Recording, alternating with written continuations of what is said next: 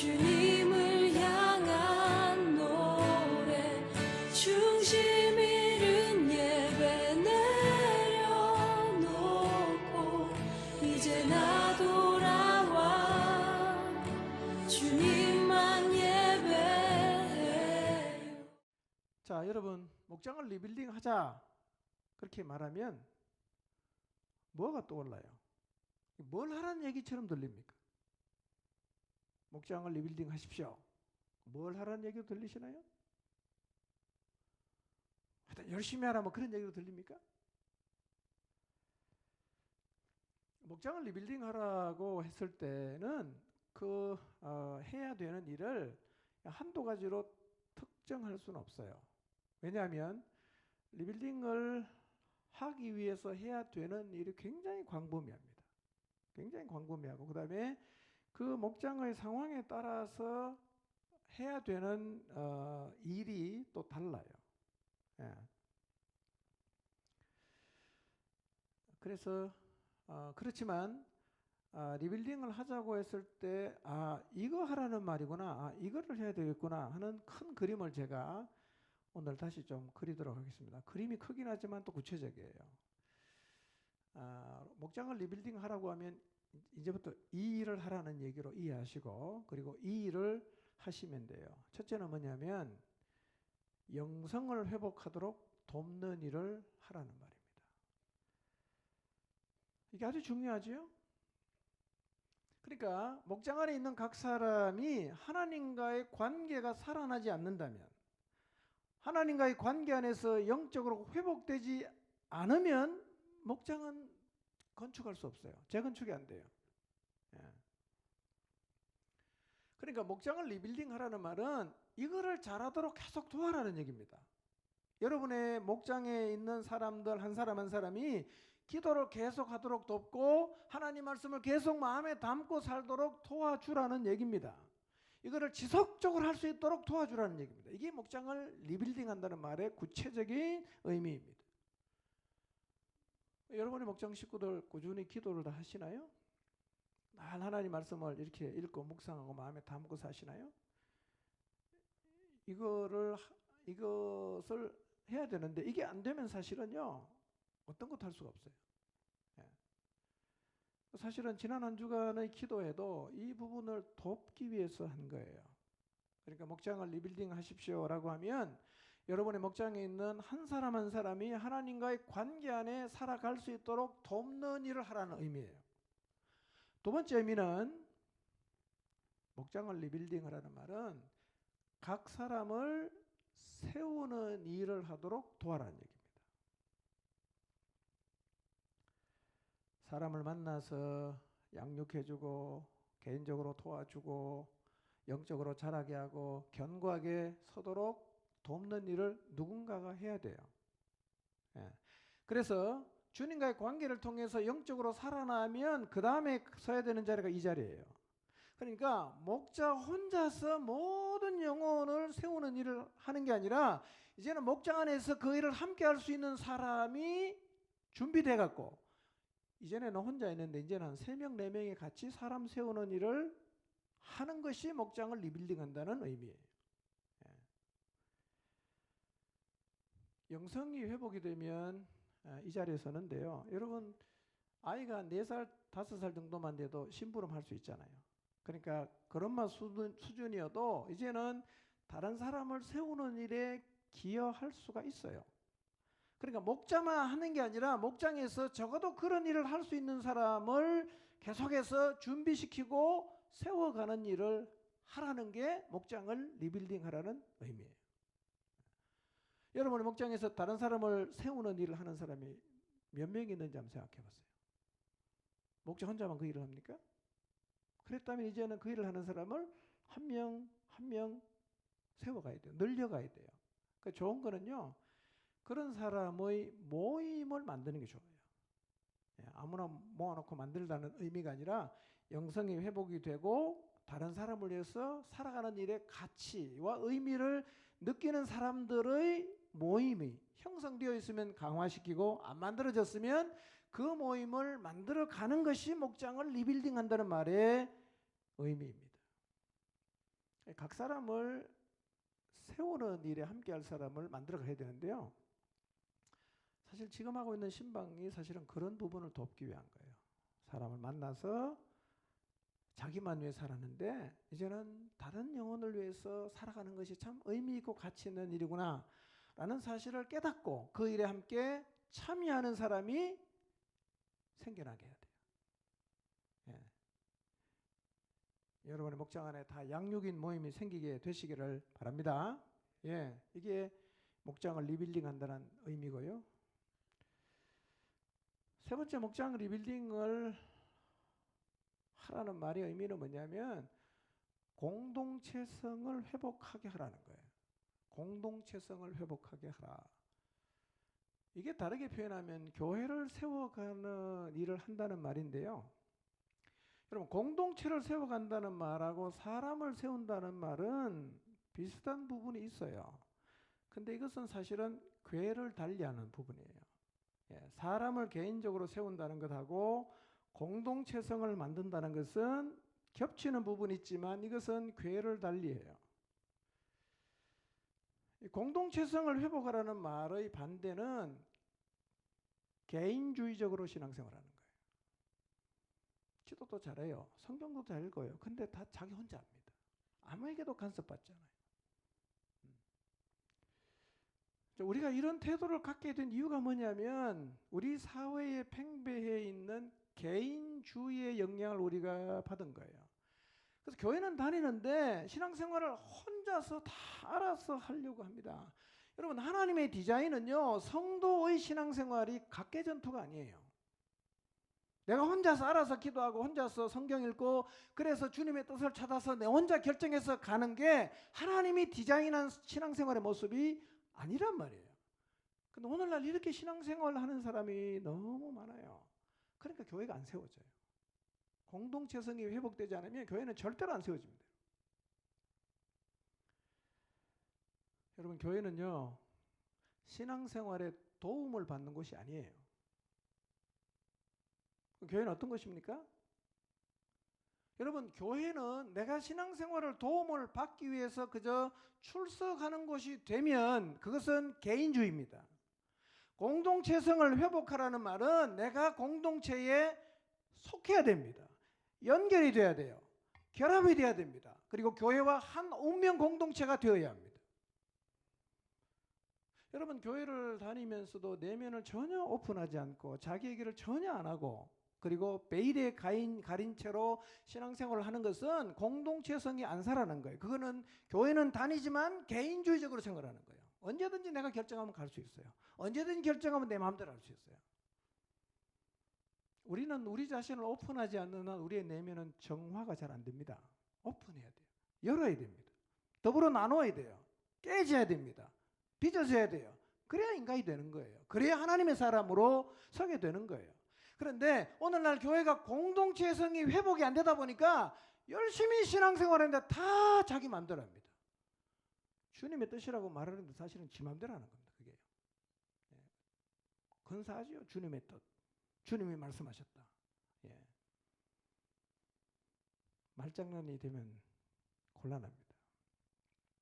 내가 교회예요. 내가 교회야. 여러분, 교회를 다니면 항상 그 의식이 있어야 됩니다. 공동체성을 회복했다는 말은 내가 교회입니다. 그러니까 교회를 말할 때 나무일처럼 얘기하시면 안 돼요. 자기는 교회가 아닌 것처럼 막 교회를 비난하고 욕하는데요. 자기가 교회인데 굉장히 어폐가 있는 거죠. 여러분, 집에 앉아서 혼자 말이에요. 손가락을 막 욕하고 발가락을 막 욕하고 나는 머리털이 왜 이 모양이야 막 욕하십니까? 그 정신 나간 사람 아니에요? 근데 난데 그게. 그러니까 내가 교회를 출석하면서 교회를 향해서 비난하고 마치 나무 얘기하듯 하는 것은 집에 혼자 앉아서 자기 몸을 욕하는 거하고 똑같은 거예요. 교회가 나예요. 내가 교회예요. 공동 운명이에요. 그래서요, 오늘날 제일 필요한 게 공동체성의 회복입니다. 목장 리빌딩을 하라는 말은 이거 하자는 얘기예요. 교회는 다니는데 아무 상관이 없어. 우리 목장에 속해 있긴 한데 전혀 영향도 안 받고 간섭도 안 받고 그냥 자기는 자기 식도래. 공동체성이 없는 거예요. 그걸 회복해야 돼요.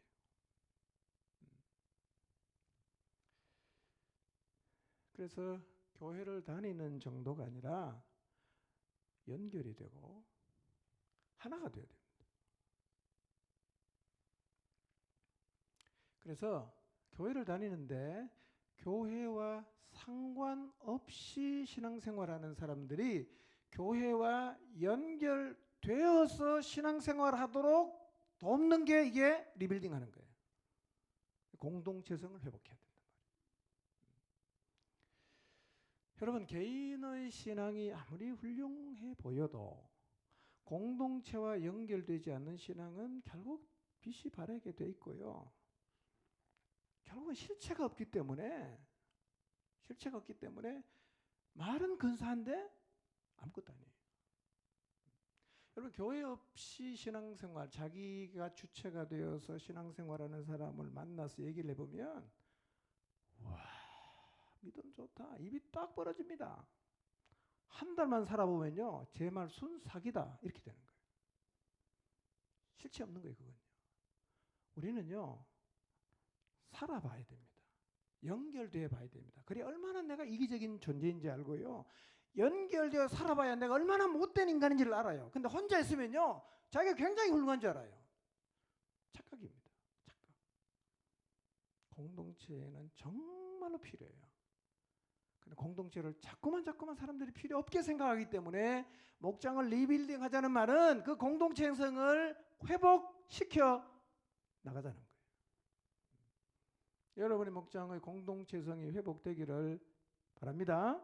근데요, 시대의 영향이 가장 크겠죠. 우리의 이기적인 본성도 한몫을 물론 더하겠지만 이 공동체성이 자꾸 무너지고요, 공동체를 자꾸 필요 없다고 생각하는 사람이 자꾸 많아져요. 우리는 한 몸이에요. 한 몸. 이걸 잊어먹으면 교회는 갈갈이 찢어지는 거예요. 이걸 잊어먹으면 교회는 힘을 못 써요. 그냥 주저앉습니다. 주저앉아요. 예. 자, 그러면 이 무너진 교회 공동체성 어떻게 회복할 수 있냐? 어떻게 하면 공동체성을 회복할 수 있을까? 여러분, 교회 공동체성을 회복하기 위해서 우리가 해야 되는 일이 뚜렷하게 있어요. 그게 뭐냐면 교회의 기초를 다지는데, 하나님이 말씀하고 있는 교회의 기초는 이미 공동체성을 포함하고 있어요. 그대로 가면 공동체성은 그냥 살아납니다. 자, 예를 들어 볼까요? 자, 공동체의 첫 번째 기초가 뭐죠? 하나 되는 거잖아. 하나. 예. 여러분, 목장 안에서 한번 하나 되려는 시도를 해보세요. 그와 하나 되려고 해보세요. 자연스럽게 뭐가 살아나냐? 공동체성이 살아나요. 우리는 그가 싫으면 배제하고 살잖아. 그가 싫으면 얼굴 안 보고 살잖아. 성경은요, 그와 하나가 되라고 말하거든요.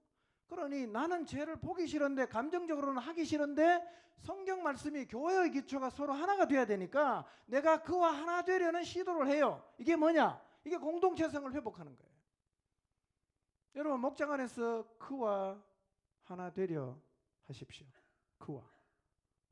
예. 그거 하면 공동체성이 자연스럽게 살아납니다. 또 두 번째는 우리 다 한 몸이고 몸 안에 있는 지체이지만 역할도 차이가 있고 분량도 차이가 있잖아요. 근데 그거 인정하는 게 어렵습니다, 여러분. 예. 그거 나보다 늦게 왔는데 나보다 앞서가잖아요. 잘 가라고 박수 치는 게 진짜 어려운 거예요. 근데 나보다 먼저 가는 사람하고 좋은 관계 속에서 사는 거를 나는 계속해서 훈련해야 돼요. 그걸 하다 보면 우리가 하나라는 것을 배워가는 거예요. 이거 훈련이에요. 훈련. 그러니 혹시 여러분의 목장에서 여러분 뒤에 왔는데 앞서가는 사람이 있으면 힘들 거예요.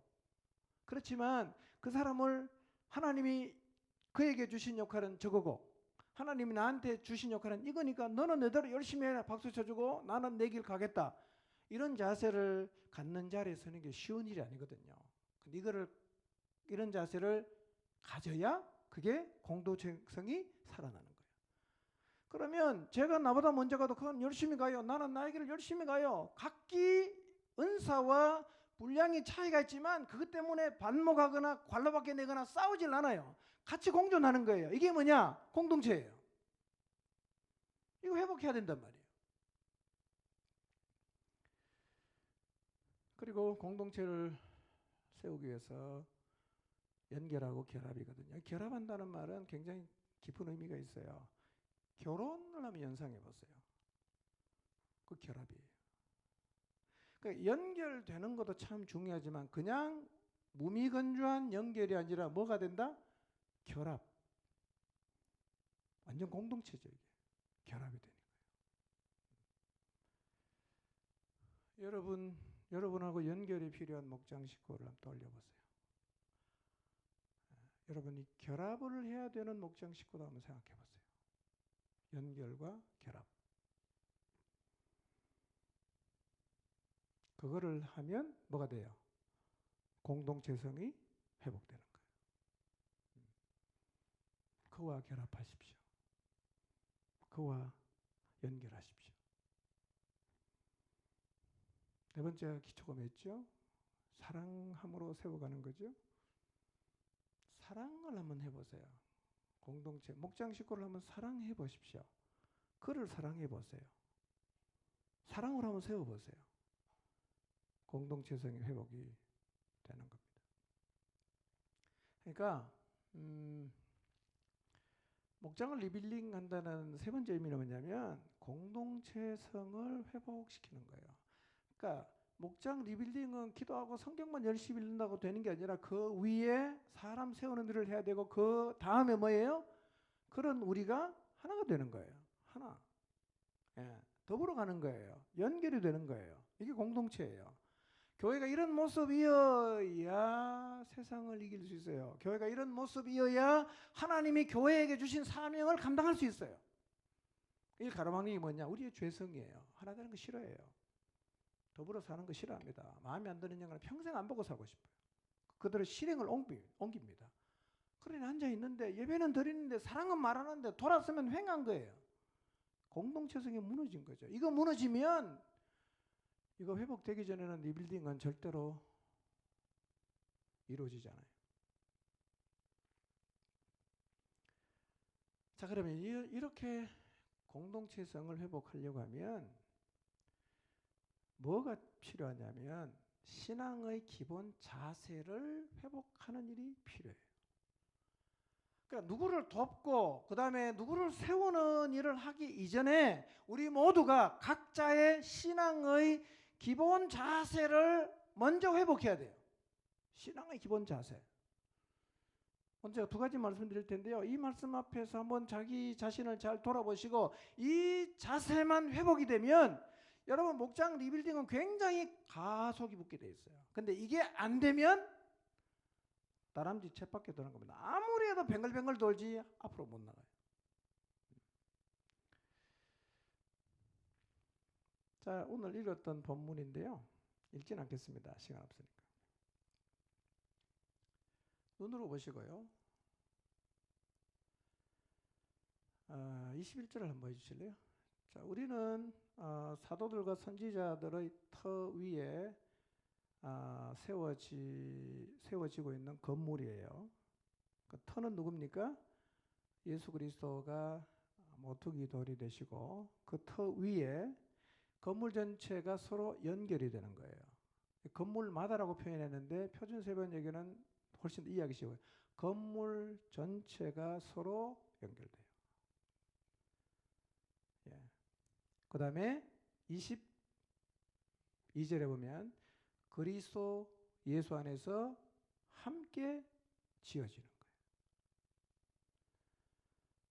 서로 연결해서 그리스도 예수 안에서 함께 지어진다. 이 말이 무슨 의미인지를 좀 설명하겠습니다.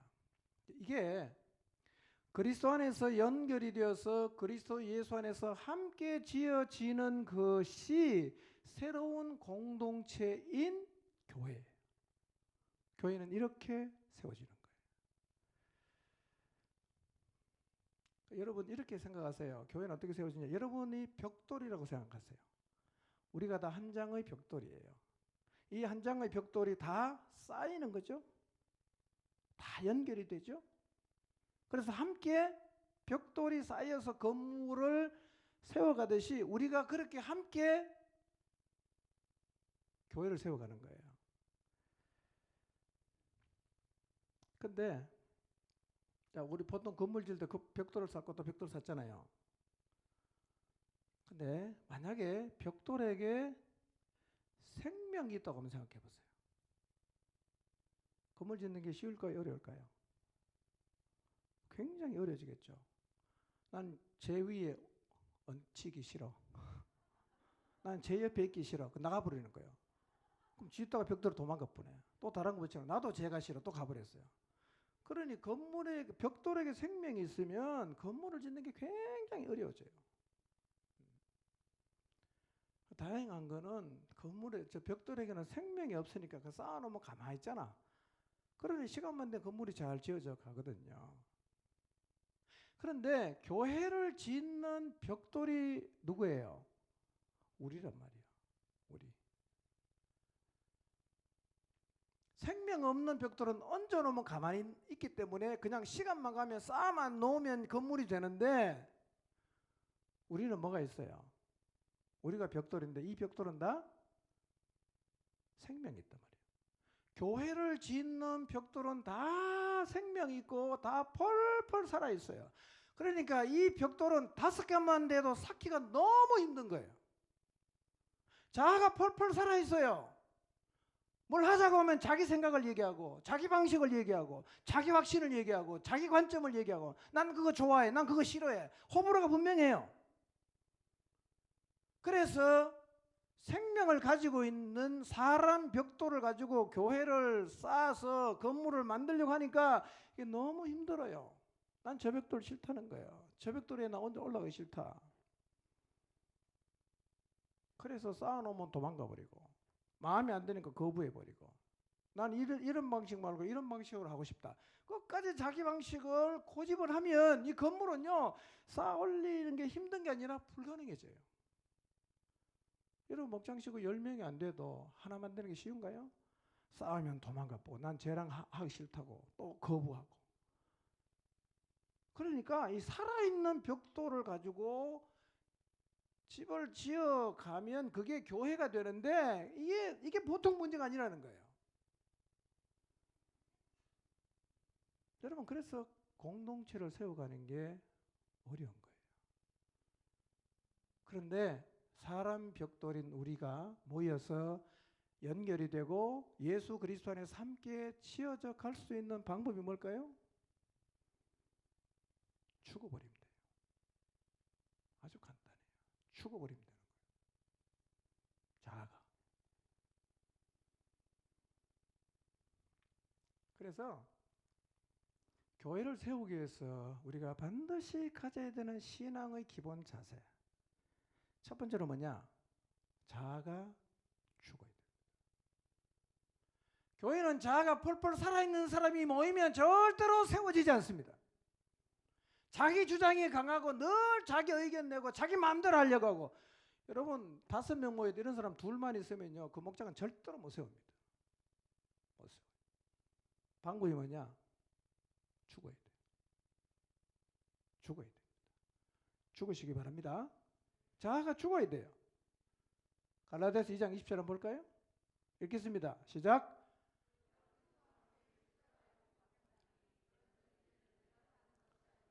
오직 내 안에 그리스도께서 사시는 것이라. 이제 내가 육체 가운데 사는 것은 나를 사랑하사 나를 위하여 자기 자신을 버리신 하나님의 아들을 믿는 믿음 안에서 사는 것이라. 우리는 이미 그리스도와 함께 십자가에 죽었습니다. 그리스도와 연합했잖아요. 십자가에서 죽었어요. 죽었습니까? 목장에서 여러분의 모습을 한번 돌아보세요. 죽었습니까?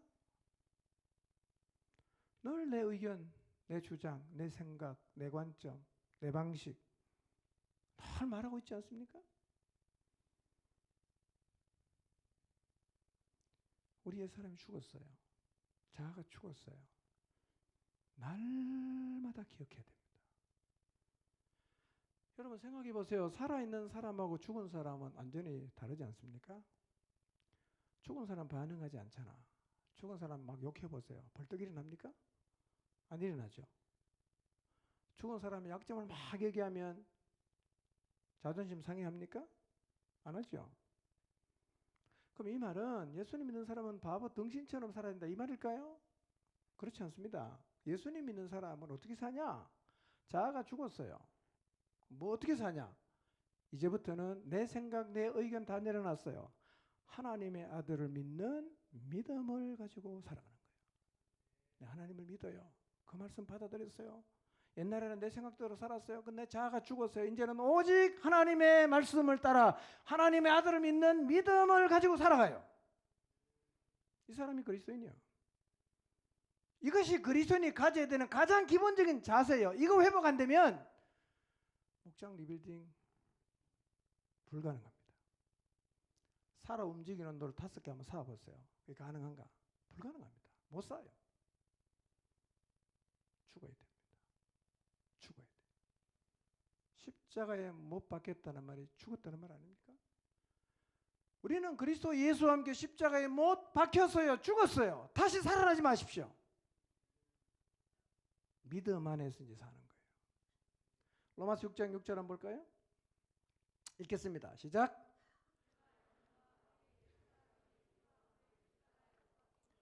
죄의 몸이 죽어 다시는 우리가 죄에게 종노릇 하지 아니하려 함이니. 아멘. 우리의 옛사람이 어떻게 됐어요? 예수와 함께 십자가에 못 박혔다. 이유가 뭐냐? 죄의 몸이 죽었어. 죄에게 종노릇 하지 않도록 하기 위함이다. 여러분 자신이 죽었다는 사실을 기억하시길 바랍니다. 예수 그리스도 안에서 나는 죽었어요. 그런데 죽었는데 다시 부활한 사람이 너무 많아. 다 살아났어요. 뭐 얘기 한번 저기 목장에서 뭔가 한번 얘기하면요 얼마나 자기 의견을 주장하고 관철하고 말 안 들어주면 삐치고 그냥 판 깨려고 하고 믿음으로 살자고 하는 말을 받아들이질 않아요. 믿음으로 살자고 하면 아멘 해야 되는데 노멘 하는 거예요. 예수님 믿는데 여전히 자기가 모든 것의 기준이야. 이 사람은요 기본이 안 된 사람이에요. 기본 자세가 안 된 사람이에요. 이런 자세를 가지고 있으면 일단 하나님 말씀에 순종이 안 되고 이런 자세를 가진 사람이 많으면 교회는 절대로 못 세워요. 리빌딩 안 됩니다. 리빌딩은 기본이 뭐냐?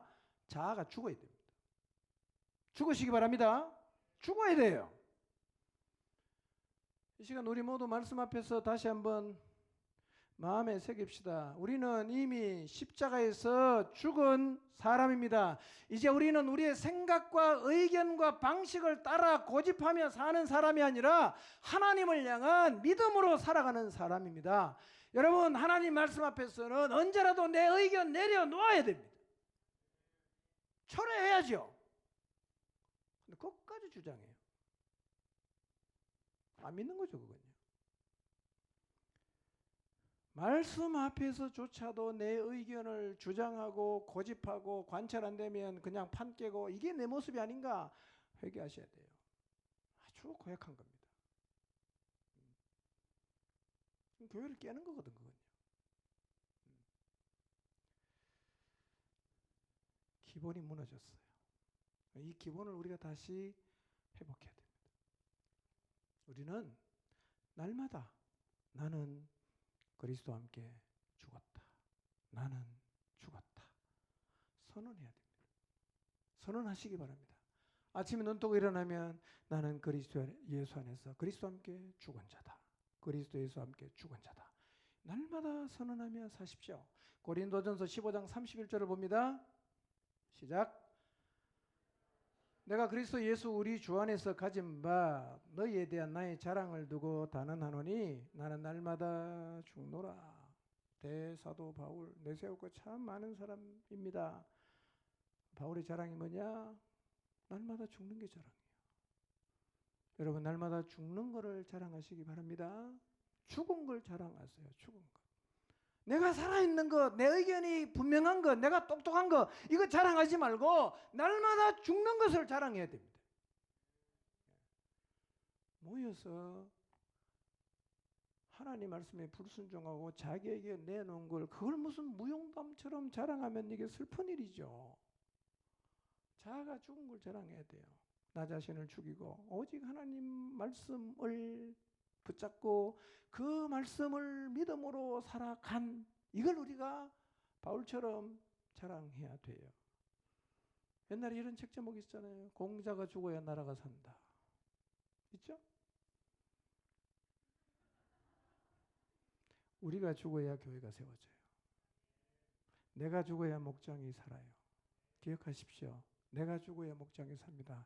우리는 살아있는 돌이에요. 그런데 이 돌들이 연결하고 쌓여서 건물을 짓는 게 새로운 공동체인 교회인데 자아가 살아있다고 생각해 봤어요. 교회 못 세웁니다, 여러분. 못 세워요. 하나님 말씀을 선포하면 저요 다 자기 얘기를 말하기 시작하면요 끝났어요. 교회는요 아무것도 못합니다. 누가 제일 슬퍼할까요? 하나님이 슬퍼하죠. 하나님.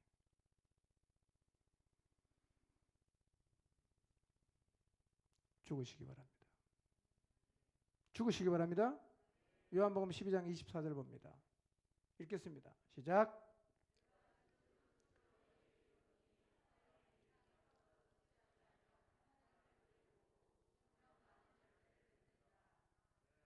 네. 헬라인들이 예수님을 찾아왔을 때 예수님이 그들에게 자기 자신의 죽음을 이렇게 간접적으로 말씀하셨어요. 하늘의 밀이 땅에 떨어져 죽지 않으면 하늘 그대로 있지만 죽으면 많은 열매를 맺는다. 내가 많은 열매를 맺기 위해서 죽을 것이다. 그렇게 직접적으로 말씀하신 거예요. 실제로 여러분 밀알이 땅에 심겨져서 썩거나 죽지 않으면 늘 어때요? 하늘 그대로 있잖아. 그렇죠? 우리 신앙생활 똑같습니다. 죽지 않는 사람은 항상 자기 혼자 있어요. 도도하게 살아있어요. 근데 항상 자기 혼자예요. 죽은 사람은 없어진 것 같지만 많은 열매를 맺습니다. 이게 성경이 가르치는 진리예요. 그래서 실제로 우리가 늘 확인하는 거예요. 주변을 돌아보세요. 어떤 사람의 삶에 하나님이 맺게 하시는 열매가 있는가? 자아를 죽이고 오직 믿음을 따라 살아간 사람의 삶에는 하나님이 맺게 하시는 엄청난 열매가 있어요. 근데 혼자 살아서 큰 소리 치고 자기에게 주장하는 사람 보세요. 끝까지 자기 혼자 있습니다. 자기 혼자 있어요. 이게 성공한 인생이겠어요?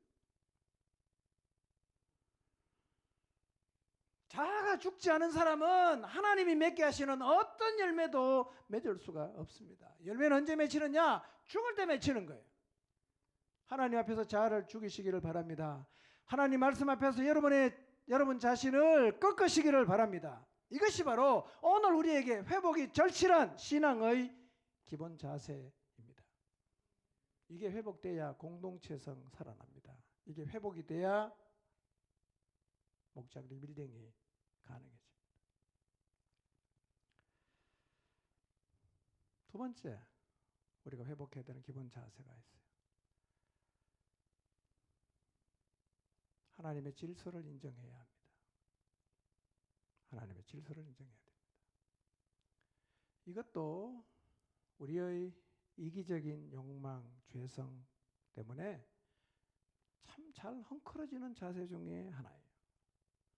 그런데 이 자세가 헝클어지면 교회는 굉장히 어려워져요. 역시 세워지지도 않습니다. 여러분 교회를 세워나가기 위해 하나님이 세우신 질서가 있어요. 교회를 어떻게 세워나가느냐? 하나님의 방식, 하나님의 질서는 이거예요. 교회를 세우기 위해서 영적인 지도자를 세워요. 그리고 그 지도자를 통해서 주님의 몸인 교회를 세워갑니다. 하나님께서 교회를 세우라고 세운 지도자는 목사와 우리 교회로 말하면 목자들입니다. 교사도 포함되겠죠. 이 사람들을 통해서 교회가 세워지는 것이 하나님의 질서입니다. 그렇기 때문에 하나님의 질서를 인정한다는 의미가 무엇이냐면 하나님이 교회를 세우기 위해서 세운 지도자에게 순종하고 따라야 된다는 얘기입니다. 그러니까 여러분의 목자에게 순종하고 따르는 게 뭐냐? 그게 하나님의 질서를 인정한다는 의미입니다. 근데 이 기본이 자꾸 흐트러져요. 흐트러지는 게 별 문제 없다고 생각하는데 이게 보통 문제가 아니에요. 여러분, 이거 흐트러지면 교회 못 세웁니다. 못 세워요.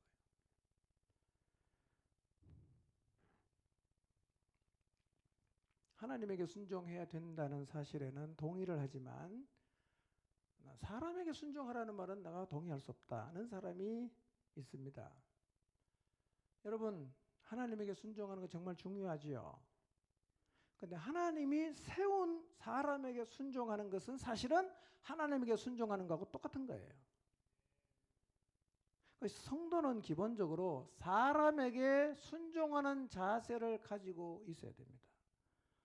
우리 시대 사상과 완전히 다른 거죠. 우리 시대는 뭐라고 가르칩니까? 네 마음대로 하라 가르치잖아요.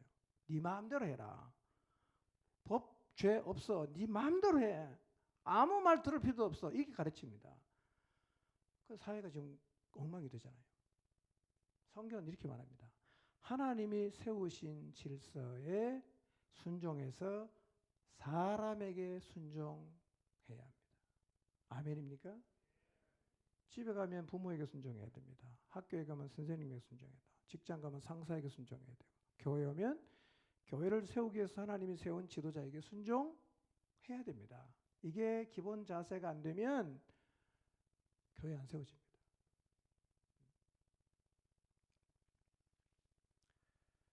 왜 그럼 사람에게 순종하지 않냐? 사람에게 왜 우리가 순종을 잘 못할까요? 가장 큰 이유는 니하고 내하고 똑같은 사람인데 왜 내가 니한테 순종하냐? 이런 생각이 많아요. 니도 사람이고 나도 사람인데 왜 내가 니한테 순종해야 되냐? 니가 교회 좀 먼저 나왔다고 내가 니한테 순종해야 되냐?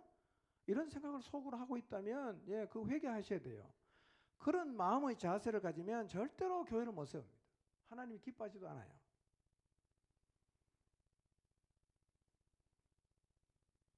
그리고 내 위에 권위라고 세워놨는데 사회적으로 보니까 나보다 못한 것 같아. 나는 좀 잘 나가는 사회인인데 저 친구는 보니까 그냥 사회 나가 빌빌거리는데 교회 와서는 되게 큰 소리 치는 것 같아. 기분이 나빠서 난 니한테 순종 못하겠다. 이런 태도를 갖는 건데요. 그래서 이제 사람에게 순종하라고 하면 이제 이런 식으로 말하는 분이 꽤 많아요. 너나 나나 똑같은 사람인데 네 안에도 하나님이 계시고 내 안에도 하나님 계시는데 왜 내가 당신 말에 순종해야 되냐. 혹시 그런 생각 해본 적 있습니까? 모든 믿는 사람 안에 성령님이 계시고 그분이 각 사람의 삶을 인도하고 계시는데 왜 우리가 당신 말에 순종해야 되냐? 틀린 말이 아닌 것 같긴 해요. 또 굉장히 일리가 있어 보이는 말이기도 합니다. 근데 틀린 말이에요. 하나는 알고 둘은 모르는 거죠.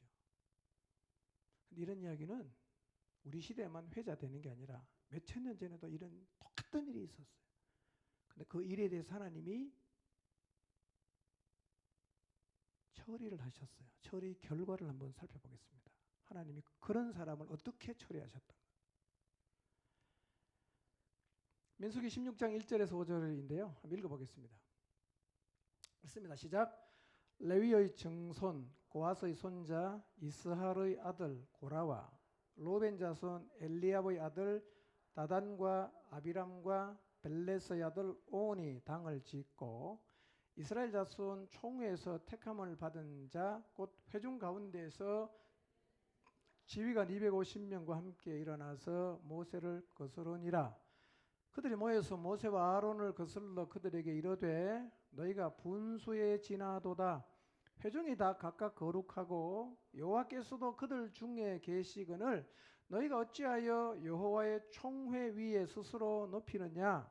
모세가 듣고 엎드렸다가 고라와 그의 모든 무리에게 말하여 이르되 아침에 여호와께서 자기에게 속한 자가 누구인지 거룩한 자가 누구인지 보이시고 그 사람을 자기에게 가까이 나아오게 하시되 곧 그가 택하신 자를 자기에게 가까이 나오게 하시리니 그랬어요. 광야에서 고라와 다단과 아비람과 온 이 네 명이 작당을 했습니다. 그리고 이스라엘의 유력한 지도자 250명을 모아갖고 모세를 거스렀다. 다른 번역은 반역했다 이렇게 적어놨어요. 반역했어요. 그들이 모세를 반역하면서 한 얘기가 뭐죠? 당신들이 분에 넘치는 일을 하고 있다. 온 회중이 다 거룩하고 다 하나님이 계시는데 왜 당신들이 우리보다 특별한 사람인 것처럼 우리 위에 군림하려고 하느냐? 이렇게 되던 거예요. 모세가 너무 기가 찼어요. 그래서 모세가 그냥 하나님 앞에 엎드립니다. 기도했겠죠. 도지멘이라는 학자는 이들의 주장이 이런 의미라고 말을 해요. 이들의 주장이 뭐냐?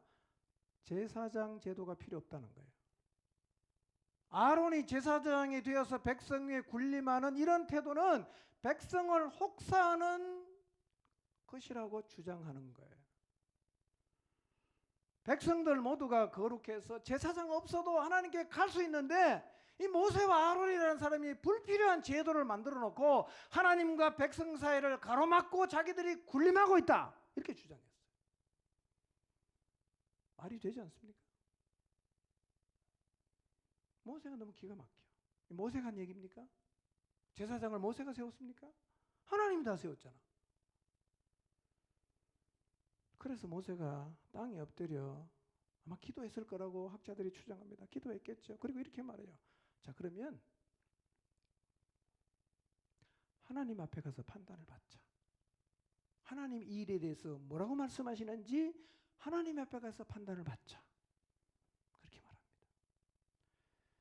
모세는 이들의 반역을 단순하게 자기 자신과 아론에게 대해서 도전하는 게 아니라 이들을 지도자로 세우신 하나님을 거역한다고 생각했어요. 모세가 굉장히 화가 났어요.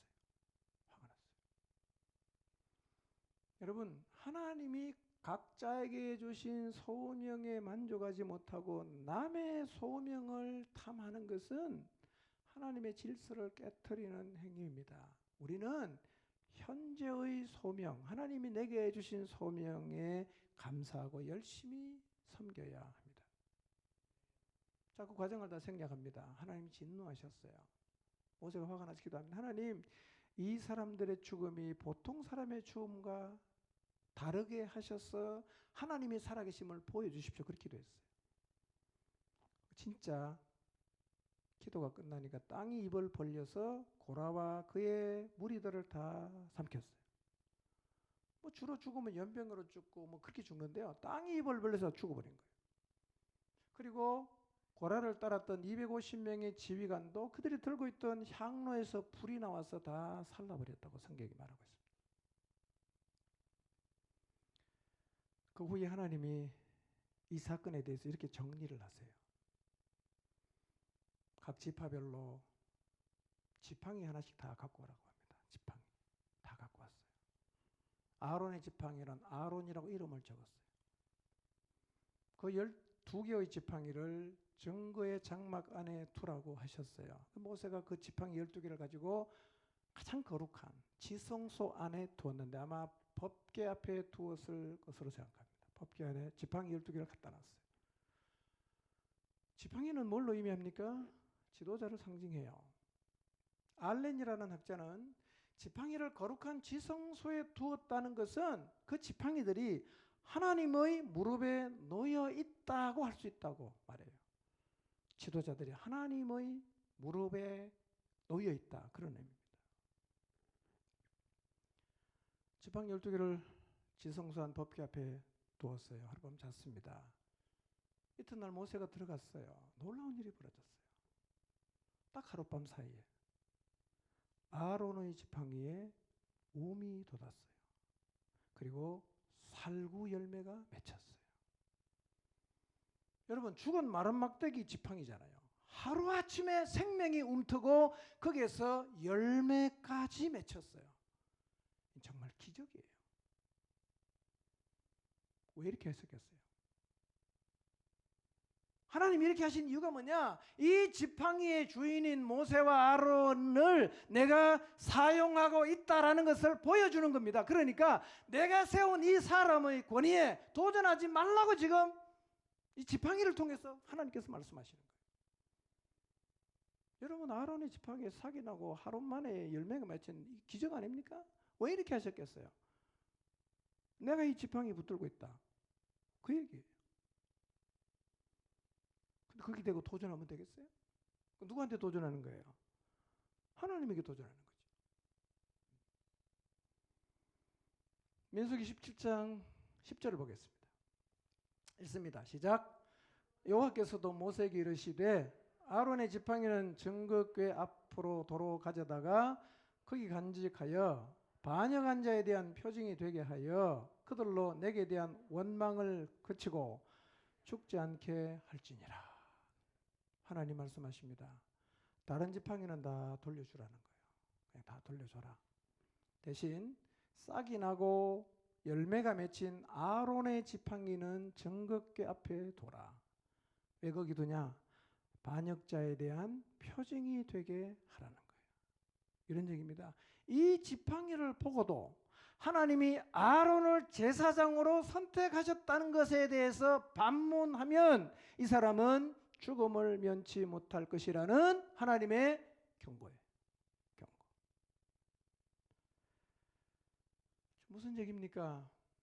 하나님은 하나님의 질서를 어기는 것을 싫어하세요.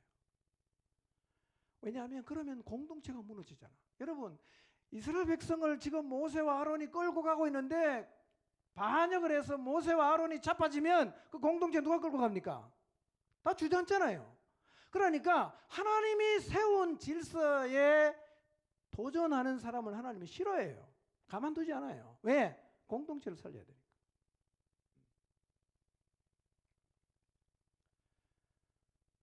여러분, 모든 성도가 하나님 앞에 자유롭게 나갈 수 있는 제사장인 것 맞습니다. 그렇죠. 우리 다 기도할 수 있고 하나님께 직접 나가서 말씀드릴 수 있고 말씀을 통해서 주님이 주시는 음성도 다 들을 수 있어요. 근데 하나님의 질서를 지켜서 지도자에게 순종하는 것은 이것과는 다른 차원이에요. 우리도 공동체를 세워가려고 하면 이 하나님의 질서를 인정해야 됩니다. 이게 무너지면 공동체는 혼란에 빠져요. 여러분, 이렇게 고개를 돌려보세요. 좌우에. 이 질서가 무너진 목장이 세워지는가? 안 세워집니다. 안 세워져요. 자아가 펄펄 살아있는 사람 두세 명만 있어도 그 목장은 절대로 안 세워집니다. 그러니까 신앙의 기본 자세가 안 돼 있으면 교회를 세울 수가 없다는 얘기예요. 없다는 얘기예요. 그러니 목장을 리빌딩하는 어떤 행위를 하는 것 이전에 뭘 해야 되냐? 우리가 하나님 앞에서 신앙의 기본 자세를 가지는 게 훨씬 더 중요하단 말이에요. 두 번째 자세가 뭡니까? 하나님의 질서를 인정하는 거예요. 아론과 미리암도 모세에게 대적했어요. 하나님이 미리암에게 어떻게 하셨어요? 문둥병이 생기게 하셨어요. 모세의 타는 기도로 일주일 있다가 미리암이 다시 복귀를 해요. 그러니까 이게 무슨 얘기냐? 모세를 두둔한다는 의미라기보다는 하나님이 백성을 이끌어 가기 위해서 세운 사람을 건드리면 공동체가 다치기 때문에 하나님이 이것은 가만히 보고 계시지 않는다는 얘기입니다.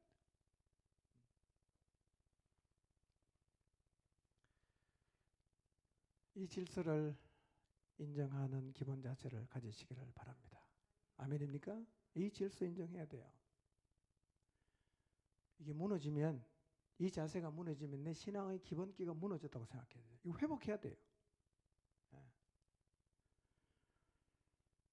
여러분, 우리가 신앙생활 하면서 하나님이 우리 위에 세운 영적인 권위가 있는데 거기에 순종하는 것은 가장 기본적인 질서입니다. 그리고 이 질서는 언제나 유지가 되어야 됩니다. 히브리서 13장 17절을 보겠습니다. 읽습니다. 시작. 너희를 인도하는 자들에게 순종하고 복종하라. 그들은 너희 영혼을 위하여 경성하기를 자기들이 청산할 자인 것 같이 하느니라. 그들로 하여금 즐거움으로 이것을 하게 하고 근심으로 하게 하지 말라. 그렇지 않으면 너희에게 유익이 없느니라 그랬어요. 예, 너희를 인도하는 자들에게 순종하고 복종해라. 예, 이 말씀을 아멘으로 받으시기 바랍니다. 여러분을 인도하는 여러분의 영적인 지도자에게 순종하고 복종하시기를 바랍니다. 그 다음에 이렇게 말씀하잖아요. 그들이 뭐 하는 사람인가? 너의 영혼을 마치 하나님 앞에 나가서 대신 계산하는 사람인 것처럼 너의 영혼을 위해서 잠을 자지 않으면서 보살피는 사람이다. 그러니 그들이 이 일을 기쁨으로 하게 해야지 근심하면서 하게 말라는 거예요. 우리 다 하나님 앞에 서면 인생 계산해야 되잖아. 목자가 어떤 사람입니까? 여러분 거를 대신 가서 하나님 앞에 계산하는 심정으로 경성한다는 말은 잠을 안 잔다는 말이거든요. 밤잠을 설치면서 영혼을 보살피는 사람, 이 귀한 일을 하는 사람이 즐거운 마음으로 좀 하게 하라 이거예요. 즐거운 마음으로 하게 하라. 걱정하고 그냥 신경 쓰면서 하게 하지 말고 기쁜 마음으로 하게 하라. 어떻게 하면 돼요? 너희를 인도하는 자에게 순종하고 복종하고 따라가면 즐거운 마음으로 일을 할 수가 있다는 거예요. 여러분, 여러분의 목자에게 불순종하지 마시기를 바랍니다. 목자를 비난하지 마시기를 바랍니다. 목자에게 반역하지 마십시오. 하나님 싫어해요. 싫어합니다. 그게 고라와 다담과 아비람 온 이 사람들의 반역을 통해 하나님께서 분명하게 교훈하십니다. 아론의 상난 지팡이가 그런 의미예요. 내가 그를 붙잡고 있다. 네가 대들지 말라 이거예요. 여러분, 하나님의 질서에 불순종해서 권위에게 순종을 안 하면 교회가 안 세워지거든요. 주님이 피값 주고 산 교회인데 내가 자꾸 반역해서 안 세워지면 하나님이 어떻게 하시겠어요? 그 복이 없는 겁니다. 그거요. 여러분, 자아가 살아있는 건 훌륭한 게 아닙니다. 여러분, 믿음이 없는 거예요. 예수님 안 믿는 사람이 자기 마음대로는 상관없지만 내가 예수님을 믿고 예수님이 내 인생의 주님인데 아직도 주님은 안 살아있고 내가 펄펄 살아있으면 이 신앙의 기본 자세가 안 됐다는 얘기 아니겠어요? 그 기본기가 안 된 사람이 어떻게 교회를 세울 수 있겠어요?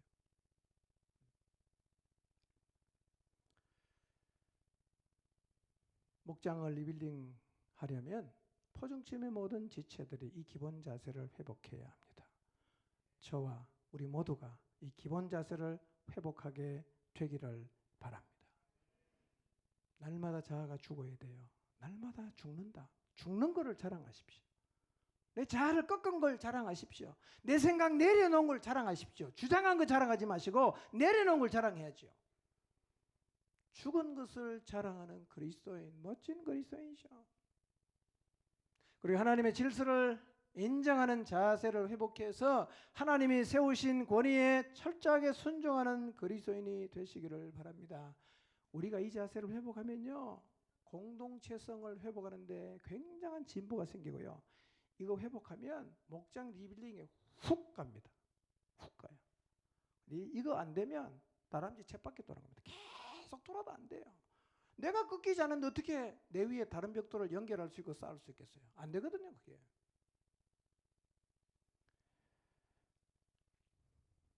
그리스도인이 가져야 하는 기본 자세, 한 주간 깊이 묵상하시기를 바랍니다. 이 말씀 앞에 자기 자신을 좀 돌아보면서 회개가 필요하면 회개하고 돌이킴이 필요하면 돌이켜서 다시 한번 가장 기본적으로 가져야 되는 이 신앙의 기본 자세를 회복하는 자리에 서게 되시기를 주님의 이름으로 축원합니다.